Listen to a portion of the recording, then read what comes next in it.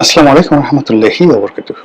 সম্মানিত দর্শক, অভিনেত্রী শাওনের যে ফেসবুক স্ট্যাটাস জুলাই সিডিআই এ নিয়ে যে বিতর্ক এবং উত্তেজনা কোনো অবস্থাতেই থামছে না, এবং সেই উত্তেজনা সরাসরি প্রধানমন্ত্রীর দপ্তরে চলে গেছে বা প্রধানমন্ত্রীর সামনে প্রদর্শিত হয়েছে।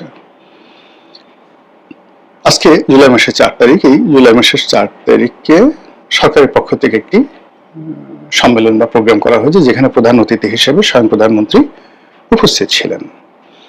তো তার সেই অনুষ্ঠানে জনৈক বক্তা তিনি অভিনেত্রী শাওনকে উদ্দেশ্য করে বললেন যে শাওনকে কেন এখনো গ্রেপ্তার করা হচ্ছে না, কেন তার বিরুদ্ধে ব্যবস্থা নেওয়া হচ্ছে না, এবং প্রধানমন্ত্রীকে তিনি আহ্বান জানালেন যে শাওন কি বাংলাদেশে শেখ হাসিনার থেকে শক্তিশালী হয়ে গেছে, যে তাকে গ্রেপ্তার করা যাবে না, তার বিরুদ্ধে ব্যবস্থা নেওয়া যাবে না।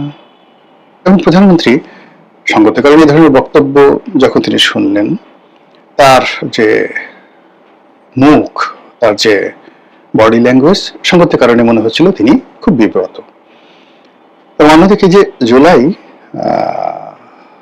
যোদ্ধাদেরকে নিয়ে যে সকল বক্তা বক্তব্য দিলেন, তাতে করে মনে হলো যে আগামীর রাজনীতিতে ভীষণ রকম কতগুলো অশনির সংকেত এই সম্মেলনে রচিত হয়ে গেল।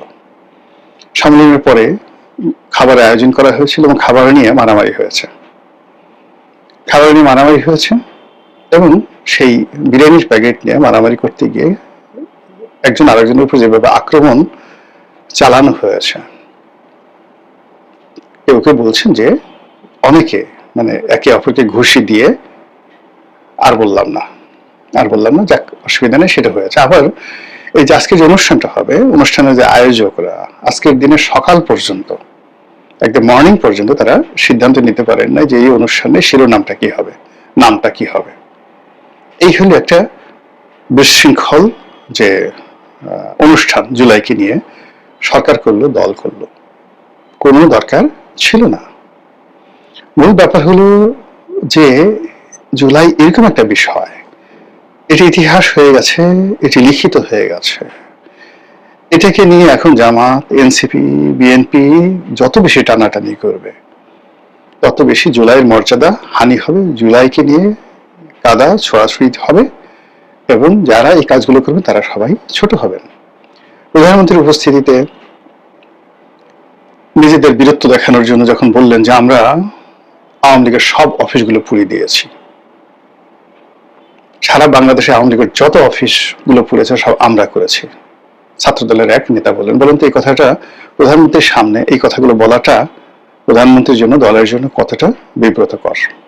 ফলে এই জুলাই সংক্রান্ত যে নেতিবাচক কথাবার্তা ইদানিং হচ্ছে, সেই কথাগুলো এখানে কিভাবে যাকে বলে বারুদ হয়ে এখানে ফুটলো, আগুন লাগালো, এবং আগামী দিনগুলোতে এগুলো বুমেরাং হয়ে যাচ্ছে। আবার শাওন একজন অভিনেত্রী, আওয়ামী লীগের মহিলা কোটায় তিনি একজন সংসদ সদস্য নির্বাচিত হয়েছিলেন বা মনোনীত হয়েছিলেন।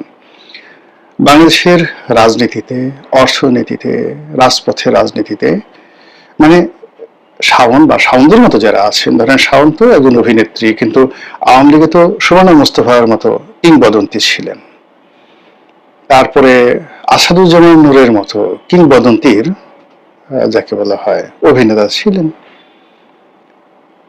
এর বাইরে শাওনদের চাইতেও, শাওন বিতর্কিত, কিন্তু শাওনদের চাইতেও অভিনয়ে অন্যান্য যারা খুব অগ্রগামী ছিলেন, যেমন তারিন ছিলেন, আওয়ামী লীগ তাদেরকে মনোনয়ন দেয়নি। ফলে কি হলো, বা মমতাজ ছিলেন, সারা বাংলাদেশে মমতাজের যে জনপ্রিয়তা, সেই জনপ্রিয়তা শাওন বর্ণ যারা আছে তারা এখনো 1%ও সেই জনপ্রিয়তা জায়গায় পৌঁছতে পারেনি। সেই মমতাজ তো সংসদে ছিলেন, কিন্তু মূল ব্যাপারটা হলো যে নায়িকা, গায়িকা, অভিনেত্রী তারা যতই হন না কেন, ইভেন নায়করাজ রাজ্জাক থেকে শুরু করে আলমগীর, এই যে ফারুক সাহেব, বাংলা চলচ্চিত্রের মিয়া ভাই বলে খ্যাত বিখ্যাত অভিনেতা, তিনি রাজনীতিতে এসেছেন, এবং দলীয় রাজনীতিতে ওই যে কক্সবাজার এমপি যে বদির যে গুরুত্ব, তার 100-1 গুরুত্ব এই ফারুকের ছিল না, নায়ক ফারুকের ছিল না। বা যে সকল কবরী অভিনয় করতেন, কবরীর সাথে বাংলাদেশে বড় নায়িকা হয়নি কেউ কোন কালে। কবরী তো আমার কলিগ ছিলেন। পলিটিশিয়ানদের মধ্যে তাদের যে গুরুত্ব, সেই গুরুত্ব মানে একজন একেবারে সাধারণ ঘাটে পথের যে যাকে বলা হয় নেতা, মানে তাদের একটা আঙ্গুলের সমান গুরুত্ব পার্লামেন্টের ভিতরে বাইরে এদেরকে দেওয়া হয় না। এখন সেই একজন অভিনেত্রী, তাও সাবেক বিধবা, তিনি একটা বক্তব্য দিয়েছেন এবং এটা নিয়ে যখন আমরা সবাই লাফালাফি করছি, আমরা বিশ্বাস করেন সবাই নিজেকে শাওনের যে নিম্ন স্তরে নিয়ে এসেছি, শাওনকে আমাদের মাথা বানিয়ে ফেলেছি এবং প্রধানমন্ত্রীর সামনে শাওনকে শেখ হাসিনার চেয়ে বড় করে মূলত প্রধানমন্ত্রীকে আমরা ছোট করে ফেলছি। এই যে শাওনকে নিয়ে যা কিছু হচ্ছে, এটা আমাদের একটা দেউলিয়াত্ম। ধরুন শাওন যদি একটা গালি দিয়ে দিল, জুলাই সিডিআই, আপনারা তো জানেন যে কোনো গালি একটা দুর্বলতার লক্ষণ। শাওন যদি 32 নম্বরের সামনে 10 জন অভিনেত্রীকে নিয়ে দাঁড়াতে পারতেন, শাওন যদি 20 জন রাজনৈতিক কর্মীদেরকে নিয়ে, তার এলাকার বিভিন্ন এলাকার কর্মীদেরকে নিয়ে বঙ্গবন্ধু এভিনিউর সামনে 5 মিনিট দাঁড়াতে পারতেন, আপনার ভয় পেতেন শাওনকে। কিন্তু শাওন যে গালি দিল, সেই গালির সঙ্গে বিদেশি শমীর রহমান পিয়াল যে গালি দিচ্ছে, জামাতের যে বট বাহিনীর গালি দিচ্ছে, বা অন্য যারা গালি দিচ্ছে, সব গালিরই আমি মনে করি, বা অন্যান্য যারা গালি দিচ্ছে, মানে সবাই সে রাজা গালি দিক আর প্রজা গালি দিক, গালি সবসময় একটা দুর্বলতার লক্ষণ। আর যখন যে গালি দিচ্ছে, আমি যখন তাকে মাথায় করে নাচছি, তাকে নিয়ে সমালোচনা করছি, ইট মিনস আমি নিজেকে ওই যিনি গালিদাতা তার চেয়ে অনেক ছোট মনে করছি। হায় হায়, আমাকে গালি দিল, এখন আমার কি হবে? আমি কি বেঁচে থাকবো? আমি কি মরিব? হ্যাঁ, আমাকে গালি দিল, আমি এত বড় মানুষ, আমাকে গালি দিল। ইট মিনস যে আমি যে গালি নিয়ে বাড়াবাড়ি করছি, আমিও গালিদাতার চেয়ে নিজেকে নামিয়ে নিয়ে আসছি। ফলে বোঝার চেষ্টা করুন যে বাংলাদেশের যে রাজনীতি এখন অ্যাবসলিউটলি গালিতে পরিণত হয়েছে এবং সেই যিনি গালি দিতে পারছেন তিনি এখন উজিরে আজম, প্রধানমন্ত্রী। যিনি গালি দিতে পারছেন তিনি এখন এম্পারার, সম্রাট। যিনি গালি দিতে পারছেন তিনি এখন সুলতান সুলাইমান। আবার গালিদাতাকে যদি কেউ প্রতিরোধ করতে পারে, তার বিরুদ্ধে কথাবার্তা বলতে পারে, তিনি রাজা মানব সিংহ, তিনি শায়েস্তা খান, তিনি নবাব আলীবর্দী খান, এরকম একটা ভাব সব চলে আসছে বাংলাদেশে। অ্যাজ এ হোল আমরা কোথায় চলে যাচ্ছি, কোথায় চলে যাচ্ছি? এই সময়টাতে what is the reality in our politics? আমাদের যে পলিটিক্সের সাবস্ট্যান্স বলতে যে জিনিসটি বোঝায়, সেটি নেই। এখন যে যার মতো অবস্থান থেকে ঢাকা বিশ্ববিদ্যালয়ের ভাইস চ্যান্সেলরকে গালাগাল করছে, সেনাপ্রধানকে গালাগাল করছে, প্রধানমন্ত্রীকে গালাগাল করছে, শেখ হাসিনাকে গালাগাল করছে, শেখ হাসিনার সঙ্গে শাওনের তুলনা করছে, শাওনের সঙ্গে প্রধানমন্ত্রীর তুলনা করছে। এখন ধরেন শাওনকে যদি প্রধানমন্ত্রী গ্রেফতার করতে না পারেন, ওই যে বক্তব্য দিল, সে কি মনে করবে? সে মনে করবে যে শাওন শেখ হাসিনার চেয়ে শক্তিশালী এবং প্রধানমন্ত্রী তারেক রহমান শাওনের চেয়ে দুর্বল। আবার প্রধানমন্ত্রী যদি এতে রেসপন্ড করেন, তাও যেভাবে তার ক্ষতি, আর রেসপন্ড না করেন তাও তার জন্য ক্ষতি। এই হলো আমাদের একটা সামাজিক একটা অবস্থান তৈরি হয়ে গেছে। ফলে এই যে জুলাই মাস, এই যে আগস্ট মাস, এতে করে আমরা নিজেরা যত বিভেদ এবং বিসংবাদে জড়িয়ে পড়ছি, তত করে আওয়ামী লীগ এবং তার যারা লোকজন তারা আনন্দে লাভ হচ্ছেন, দিল্লিতে লাভ হচ্ছেন, তারা খুশিতে টকবক টকবক টকবক করছেন। তো এই সুযোগগুলো আমরা কেন দিচ্ছি? এর কারণ হলো যে আমরা নিজের যে অ্যাচিভমেন্ট, সেই অ্যাচিভমেন্টের উপর সন্তুষ্টি লাভ করতে পারছি না। জুলাই নিয়ে যে বিভক্তি, সেই ইনুস জামানা থেকে যারা প্রথম সারির জুলাই যোদ্ধা হিসেবে নিজেদেরকে পরিচয় দিলেন, এখন বিরাট অংশ বলছেন এরা জুলাই যোদ্ধা না, এরা ডক্টর মোহাম্মদ ইউনূসের তৈরি, এরা শুধুমাত্র মাল কামিয়েছে, টাকা রোজগার করেছে, তাদেরকে যেখানে পাবো সেখানে আমরা বাটাম মারবো, জুলাই যোদ্ধারা বলছে। আবার আরেক পক্ষ বলছে যে না, দুনিয়া উঠে যেতে পারে, আমরা হলাম গিয়ে ধর্মপুত্র যুধিষ্ঠির, আমরা কখনো কোনো অন্যায় করিনি, আমরা এই জুলাই যোদ্ধা।